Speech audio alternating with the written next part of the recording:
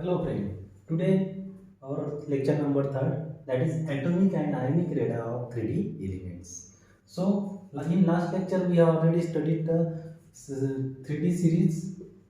What is 3D series? Kati, Vakraman, Phekoni, Kujan.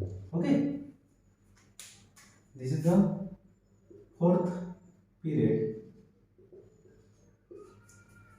This is the 3D elements starting from scandium-21 to zinc-30. Okay, this is the 10 element, and from left to right, this is right, zinc at the right center, right, and scandium at the left corner. Okay, so we have already known that what is atomic and ionic radar of 3D elements. So what is meant by atomic and ionic radar? Suppose this is the structure of atom, and the distance between this is nucleus and last electron. The distance between nucleus and last electron or outermost shell electron, it is called as atomic radii or atomic radius.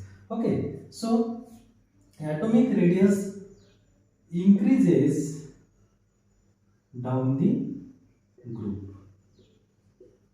जो group है ना आपका, कोई भी group रहता है उसमें क्या होता है, एटॉमिक रेडियस इंक्रीज होती है क्योंकि नंबर ऑफ शेल इंक्रीज है। जैसे कि यहाँ पे 2 शेल है, यहाँ पे अगर 3 शेल आ गई तो देखो एटम बड़ा दिखेगा, और एटम बड़ा हो जाएगा तो एटॉमिक रेडियस बढ़ जाएगी। Eight the same time in the period में क्या होता है, पीरियड में क्या होता है देखो,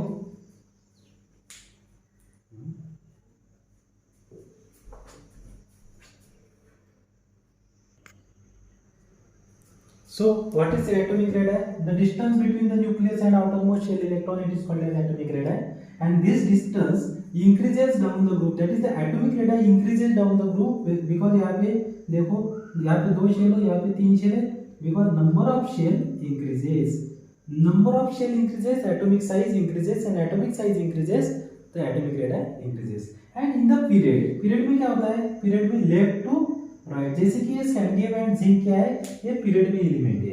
आपका जो 3D ऑर्बिटल है, 3D एलिमेंट्स है, सबके सब एलिमेंट्स क्या है, पीरियड में है। लेफ्ट साइड में स्कैंडियम है, जिंक राइट साइड में है, तो क्या हो जाएगा, ग्रुप में तो बढ़ रहा है, इंक्रीज हो रहा है, नंबर ऑफ इलेक्ट्रॉन्स भी बढ़ रहे हैं, नंबर ऑफ एटॉमिक नंबर भी बढ़ रहा है, और एटॉमिक रेडियस भी बढ़ रही है।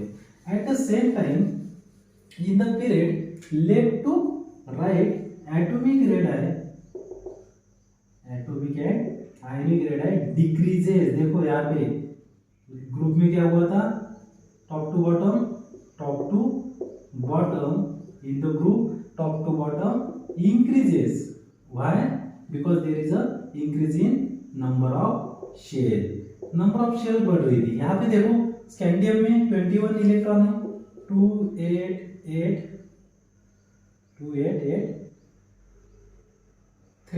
सपोज यहाँ पे 4 शेल है, 288 यहाँ पे, यानी शेल तो उतनी है, यहाँ पे 4 शेल है, यहाँ पे 4 शेल है, तो नंबर ऑफ शेल तो इंक्रीज नहीं हो रहे, मगर यहाँ पे 21 इलेक्ट्रॉन है, यहाँ पे 22, 23, 24, 25 means number of electron continuously increases. Number of electron क्या हो रहा है, इंक्रीज हो रहे हैं, यानी यहाँ पे 21 इलेक्ट्रॉन है, यहाँ पे 30 इलेक्ट्रॉन है, यहाँ पे प्रोटॉन भी 21 ही है, प्रोटॉन कितने हैं, 21 है, यहाँ पे प्रोटॉन कितने हैं, 30 है। देखो जिंक बोल रहा हूँ मैं, और यहाँ पे स्कैंडियम है, तो स्कैंडियम में 21 प्रोटॉन है, तो 21 प्रोटॉन को कितने, लास्ट इलेक्ट्रॉन देखो, लास्ट इलेक्ट्रॉन 4th शेल में है, यहाँ पे भी लास्ट इलेक्ट्रॉन 4th शेल में भी है, यहाँ का भी electron last electron 4th shell में है। अभी आपको देखना है इसकी एटॉमिक रेडियस ज्यादा है या इसकी एटॉमिक रेडियस ज्यादा है, तो यहाँ पे देखो 21 प्रोटॉन है, that is there is a nuclear charge, nuclear charge यानी प्रोटॉन की नंबर ऑफ प्रोटॉन, यहाँ पे नंबर ऑफ प्रोटॉन 21 है, तो 21 प्लस आ गया, क्योंकि प्रोटॉन पे पॉजिटिव चार्ज आता है, और यहाँ पे भी 30 प्लस है, that is there is a nuclear charge. तो क्या हो रहा है देखो, लेफ्ट टू राइट क्या हो रहा है, number of left to right atomic number increases, continuously atomic number increase हो रहा है, और एटॉमिक नंबर इंक्रीज हो रहा है तो न्यूक्लियर चार्ज बढ़ रहा है। यहाँ पे 21 प्रोटॉन थे, यहाँ पे 30 प्रोटॉन है, 21 प्रोटॉन लास्ट इलेक्ट्रॉन को, नंबर ऑफ शेल तो उतनी है यहाँ, मगर न्यूक्लियर चार्ज क्या हो रहा है, बढ़ रहा है। तो न्यूक्लियर चार्ज क्या होता है, अगर न्यूक्लियर चार्ज बढ़ा तो लास्ट इलेक्ट्रॉन क्या हो गया, the attraction between the nucleus and outermost shell electron become increases. यहाँ पे ज्यादा अट्रैक्शन रहेगा कि यहाँ पे? सीधा है ना भाई, 21 इलेक्ट्रॉन ये इलेक्ट्रॉन को ज्यादा खींच सकेंगे या 30 प्रोटॉन ज्यादा ये लास्ट इलेक्ट्रॉन को खींच सकेंगे? Of course 30 electron, 30 electrons that is the 30 proton that is the nuclear charge. More the nuclear charge more is the attraction, more the attraction, तो ये इधर का इलेक्ट्रॉन कहाँ पे आ जाएगा? थोड़ा सा नजदीक आ जाएगा, तो एटॉमिक रेडियस क्या हो गई? डिक्रीज हो गई। यहाँ की atomic radius 21 proton last electron को ज्यादा वो खींचेंगे या 30 तो 30। तो आपको वही बता रहा हूं मैं, क्योंकि 3D elements are present in fourth period, तो आपको क्या देखना पड़ेगा? All 3D elements place in the period. So scandium at the left corner and zinc at the right corner. From scandium to zinc atomic radius क्या होना चाहिए? Decrease हो रहा है, because in the group atomic radius increases and in the period atomic radius decreases. तो क्यों decrease हो रही? तो रीजन है क्या है? Nuclear charge increases. Nuclear charge increases with increase in atomic number, with increase in atomic number। Atomic number बढ़ रहा है कंटिन्यूस, और एटॉमिक नंबर बढ़ रहा है तो न्यूक्लियर चार्ज बढ़ रहा है, न्यूक्लियर चार्ज बढ़ रहा है तो attraction between nucleus and outer electron, outermost electron क्या हो रहा है? इंक्रीज हो रहा है। और आउटर मोस्ट इलेक्ट्रॉन और न्यूक्लियस का अट्रैक्शन बढ़ता तो इलेक्ट्रॉन क्या होगा? More come closer towards the nucleus. Nuclear electron अगर क्लोज में आ गया तो रेडियस क्या हो जाएगी? कम हो जाएगी। Hence the atomic radius of 3D element decreases from left to right, means scandium is bigger in size than zinc. तो स्कैंडियम क्या हो गया? बिगर हो गया, जिंक क्या हो गया? Smaller in size. तो ये था आपका atomic and ionic radius of 3D elements. Second बात ऐसी दी है उन्होंने, फर्स्ट सेंटेंस क्या लिखा?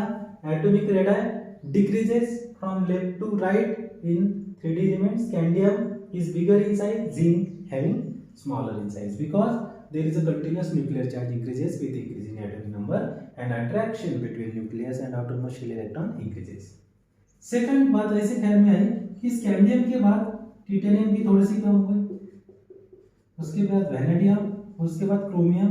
तो क्रोमियम से लेकर कॉपर तक there is a small decrease तो हो रही है, मगर very small decrease in atomic and ionic radius. ये भी आपको पूछ सकते हो, this is the exceptional behaviour, continuously decrease होना चाहिए था, मगर क्रोमियम टू कॉपर की जो एटॉमिक रेडियस है वेरी स्मॉल डिक्रीज हो रही है, यानी नियरली सेम एटॉमिक रेडियस, और उसके बाद जिंक, तो जिंक की बढ़ गई, तो वो zinc is not a pure transition element. तो आपको बताना है कि why atomic there is a small decrease in atomic radius from Cr to Cu। Why? पहली बात है तो कंटिन्यूअस न्यूक्लियर चार्ज बढ़ रहा है, at the same time continuous one extra electron comes in 3D orbital. Continuous क्या हो रहा है?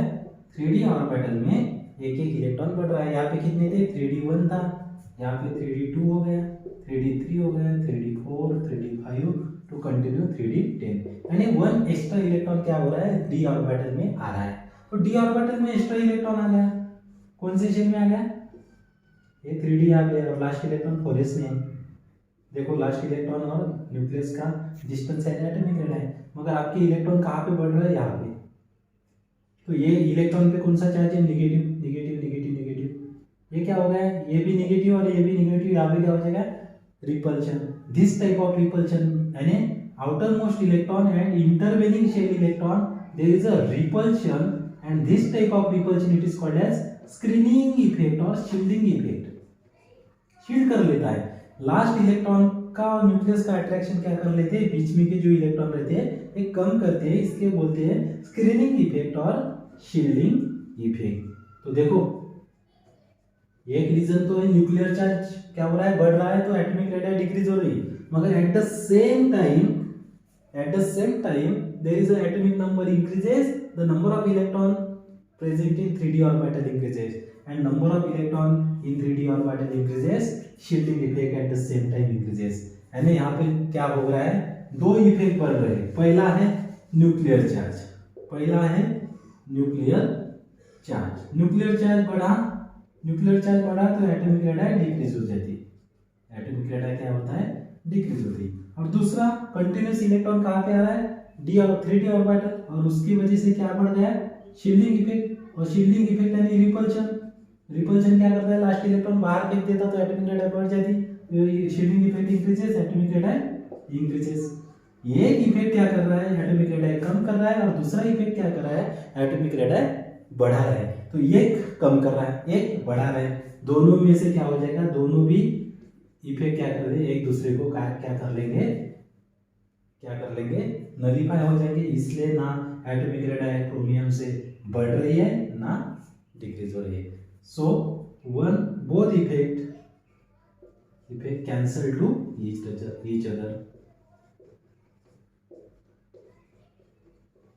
क्या बोला मैंने, पहला सेंटेंस था from scandium to zinc atomic radii decreases because the number of atomic number increases, nuclear charge increases, due to nuclear charge increases attraction between nucleus and outermost shell electron increases। और second भी बोला था कि scandium to chromium there is a sudden decrease, but from chromium to copper Cr to Cu बीच में बहुत आ गए हैं, यहाँ से chromium to copper there is a small decrease in atomic radii because. तो पहला रीजन था न्यूक्लियर चार्ज तो कंटिन्यूस इंक्रीज हो रहा है तो एटॉमिक रेडियस डिक्रीज हो रही है।